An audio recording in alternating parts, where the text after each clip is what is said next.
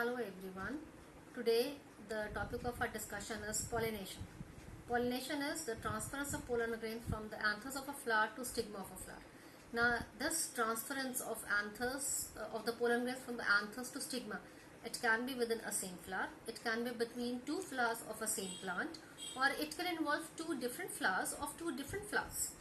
Now if it is involving two different flowers of two different plants, it can belong to the same species, it can belong to number of species, because in our garden we have number of flowers, number of plants. We can have dahlia, we can have pansy, we can have rose, we can have jasmine, we can have hibiscus, any number of them.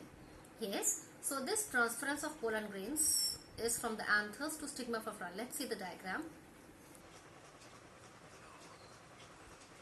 Now this diagram, see, in this part we have the pollen grains. They are produced in the anthers of a flower.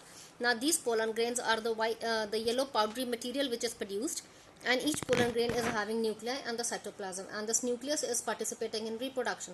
So when it is involving the transfer of pollen grains from the anthers to stigma of a single flower of a same flower, it is called as autogamy. But when it involves two flowers of a same plant, it is called as gytonomegamy. But when it is involving two different plants, it is called as allogamy. Now this transference, because this is with the help of number of agents in the nature. It can be wind, it can be insects. Now the number of insects are we have the bees, we have butterflies, we have wasps. Now as they collect the nectar from different flowers, and in this process of collection of nectars, they are carrying the pollen grains on their bodies, and when they visit the stigma of a flower, they are able to give the pollen grains from their body to another flower.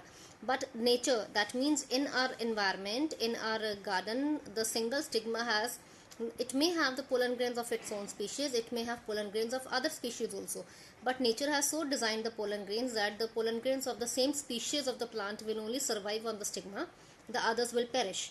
Now we have two kinds of pollination over here. See, it is between one flower or two flowers of a same plant, that is called as self-pollination.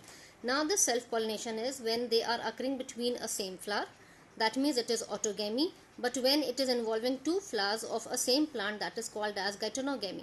Now this pollen grains, when they are transferred, that means within a single flower, to ensure self-pollination to occur, the anthers and stigma should mature at same time. That is very important, because in number of flowers, to ensure cross-pollination, some flowers, they do not mature at same time, they do not open at same time. Yes, so for self-pollination to occur, it is very important that the male and the female reproductive parts of the flower, or in the unisexual flowers or in unisexual plants, the male and the female flowers also should be born on the same plant, and they should mature at same time, so that the pollen grains should not be wasted.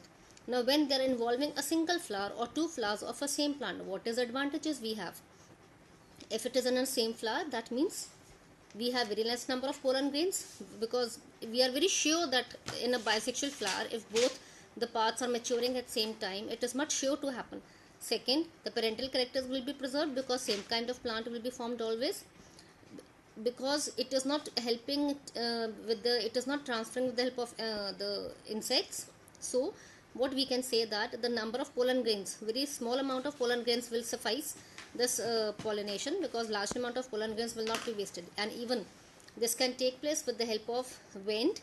So what we have, the flower can save its energy, because large amount of food in the formation of large colored fragrance, in the formation of brightly colored petals, big flowers, that is not wasted, that is all saved in the plant, so that it is very helpful for the plant also. But what we can have as a disadvantages, now for the disadvantages, if it is occurring within a same flower or a same plant, that means it will result in the weakening of the species, and the defective characters, the weaker characters, we will not be able to eliminate from this, and the new characters will not be formed, the new varieties cannot be formed.